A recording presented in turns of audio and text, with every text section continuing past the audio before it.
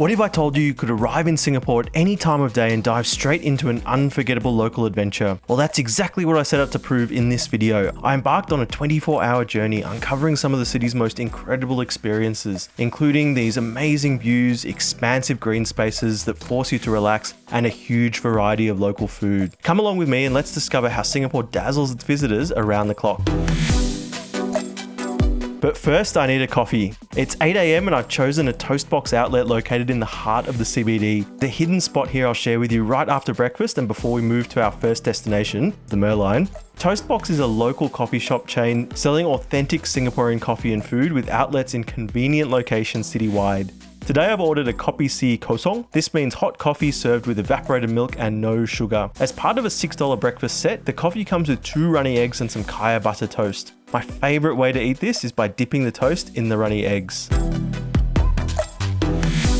Remember to bring your own tissues when eating in Singapore. Many of the best value places to eat do not provide serviettes or napkins. After mopping up the last of the eggs, it's time to survey the landscape from this hidden viewing spot. In the middle of the CBD, hidden amongst all the offices, is a sky garden with a view. There are 360-degree views of the city, including Marina Bay Sands, which you will be visiting shortly, and there's no entrance fee to get in. The Sky Garden is located on the 17th, 18th, 19th and 53rd floors of the Capita Spring building, and I love how easy it is to find green space nestled amongst the dense urban jungle of Singapore. I feel this is a real draw card for Singapore compared to its neighbours. You can always relax amongst the nature here, never fearful for your safety, never worried about being scammed, and never having to even worry about the weather. Though later on I'll show you how I forgot this and nearly ruined my evening. The Sky Garden is open for a few hours each morning and each afternoon. I recommend coming first thing in the morning though, while it's cooler and less crowded. It's about 10 AM and my next destination is another one that I recommend people explore in the morning, and that's Marina Bay. This is where you'll find the Fullerton building and its interesting history of Singapore, this great view of Marina Bay Sands, and the Merlion, who was unfortunately closed on the day I visited, but is usually spitting out water and waiting for people to take a selfie with him. I like coming here in the morning when it's a little cooler and usually a little less crowded, but to get away from the crowds I walk through the Fullerton Bay Hotel and around to the area reserved for a statue that was never built. From here it's a short walk to my first MRT ride of the journey. My destination is Napier Station on the Thomson East coastline, at the southern tip of Singapore's UNESCO World Heritage listed Botanic Gardens. This is another destination I like visiting in the morning before the day gets too hot, though the Botanic Gardens are open until midnight every day, so you can visit in the evening as well. I like bringing visitors here if they don't have much time in Singapore. The expanse of the gardens gives you this chance to relax and take a breather amongst the busy schedule. It's also home to a piece of Singapore's national pride, the Orchid Garden. Singapore takes orchids seriously. They are a national flower, but they are also bred for specific purposes, such as being diplomatic gifts for foreign dignitaries. Entrance to the Orchid Garden attracts a fee of $15. The Botanic Gardens are a great place to relax, and I find myself dozing off, dreaming about the next tasty meal I'm going to try. It's about 2 PM when I wake up and realise I missed lunch. I take a quick taxi over to my next destination, the Bird Paradise at Mandai. Out of all the wildlife attractions in Singapore, the Bird Paradise is the #1 on my list for bringing visitors to. My plan for this video is to show off some of the things that make Singapore unique compared to its neighbours, like how you can relax here in clean, green, safe, open spaces. Hit like if you want me to share more with you. The Bird Paradise, I feel, sits perfectly as a unique attraction in Singapore. It's also my first visit since it relocated from the old bird park, and I'm excited to see how it's been transformed into a paradise. They've constructed these huge open spaces where you can stroll amongst the birds, punctuated by air-conditioned rooms to cool off in. My favourite bird to come and visit is the hornbill. I made friends with one once when he used to come to my balcony and try to eat my laundry and poop seeds all over the place. But today though, it's the kids who get to feed the hornbill. There are colourful birds, large birds, small birds, and even some non-birds scattered throughout the different exhibits in the park. They built the enclosures with these huge nets so that the birds are free to fly around, allowing you to get a closer look.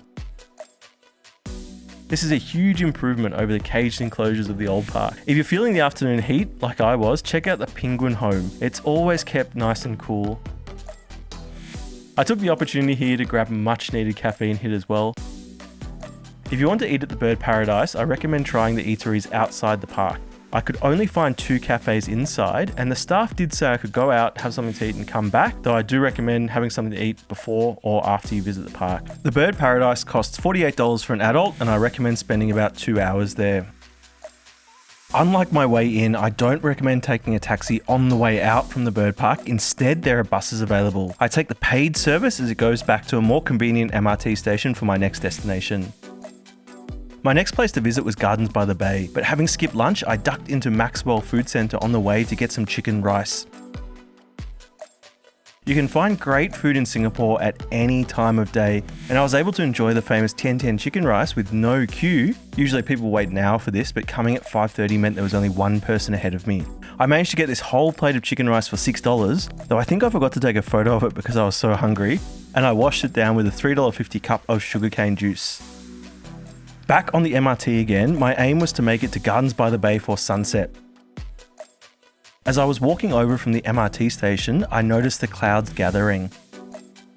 It is uncommon in Singapore for it to rain at night, another reason I recommend everyone explore Singapore at night, though tonight was shaping up to be different. The light show usually happens every night at 7:45 and 8:45, and since I was a bit early, I checked out the cafes near the super trees. There are some outlets of famous local food stalls here, but I only grabbed a quick bite to eat before finding a spot to watch the lights. It was then that the thunder and lightning showed up, followed by the rain. Luckily, it didn't rain much and we could put our umbrellas away to enjoy the show without getting too wet. Keen to show you more of the food that you can eat in Singapore late at night, I made my way through Marina Bay Sands, around the other side of Marina Bay and over to Lau Pa Sat. Lau Pa Sat is the home of the famous satay street. Sitting on the road right next to the stock exchange, you can enjoy satay, seafood, drinks late into the night. I've come at 9 PM on a Friday night and finding a table at this time is easy. My hint here is to ignore the people selling you on their stall and go straight for stall 7 and 8. The wait was only 20 minutes and I was surprised by how much better they are than the other stalls I've tried. This is probably why they have such a long queue. The chicken is fresh and soft and has a nice smoky barbecue flavour to it, and the peanut sauce has a hint of spice. It's not normal for satay sauce to be spicy, and the hint of spice here makes me crave it even more. This is why I like Singapore. Sitting out here with a bit of space in the warmth late at night gives you a chance to relax and breathe. There are no motorbikes zooming by, no car horns, no one to steal your stuff. I even left my camera gear on the table while I got up and collected the satay, and no one touched it. And there's not even the threat of bad weather to worry about, which I should have remembered earlier. It truly is an opportunity to comfortably relax. This is also why I recommend exploring Singapore at night. It's cooler and less crowded, so you have more time and more space to relax and less pressure from the heat. After taking some time to enjoy a lime juice with my satay and using my own tissues to clean up afterwards, I make my way over to another nighttime classic of Singapore, Mustafa. Located in Little India near Farrer Park MRT, Mustafa is the classic late night shopping hotspot of Singapore. It used to be open 24 hours and they cut back a lot in 2020 and now slowly making their way back again. They're open until 2 AM at the moment. It's about 11:30 PM when I arrive and there are still tons of people around. The streets around here are littered with late night eateries, which I'll show you soon, lots of foot traffic and this massive late night department store. You can find anything here from food to shoes to pharmaceuticals, but unfortunately they are very strict on filming inside. After a quick look around to find a new pair of shoes, and noting that the prices here aren't any better than a department store, though that said, which department stores are open after midnight, I decided it was time to find the next thing to eat. Near Mustafa there are plenty of Indian restaurants, and I'll be showing you a Singapore-style prata with curry later on. The classic in this area is Swee Chun, a 24-hour dim sum restaurant, but I had my sights set on something sweet. The dessert shop here opens until 2 AM every day and serves my favourite durian desserts. Today I get it with nata de coco and it's divine. Creamy, sweet and milky, it goes down a treat after I worked up a sweat walking all around town. If you're still hungry after 2 AM, then the next place on my journey is one that I recommend you check out. Walking further along Jalan Besar and onto Bencoolen Street, I come to a collection of late night restaurants home to one of my favourite prata places. Prata is an Indian flatbread that's served with a curry. It's common to cook the prata with a topping such as egg, cheese or banana, and tonight I get one with egg and one with banana. My Singapore friends think I'm funny for ordering banana prata, but I think it goes great with curry, especially as a late night snack. Al Galani is the name of this restaurant and it's open 24 hours a day. But coming here late at night is exactly what I've been saying about why Singapore is great. You have the space to relax and let your mind wander and enjoy something tasty in comfort. So far I've covered my recommendations of things to do in Singapore at any time of day, but if you're interested in even more choices, check out this video I made recently on the best 3 things to do in Singapore right here.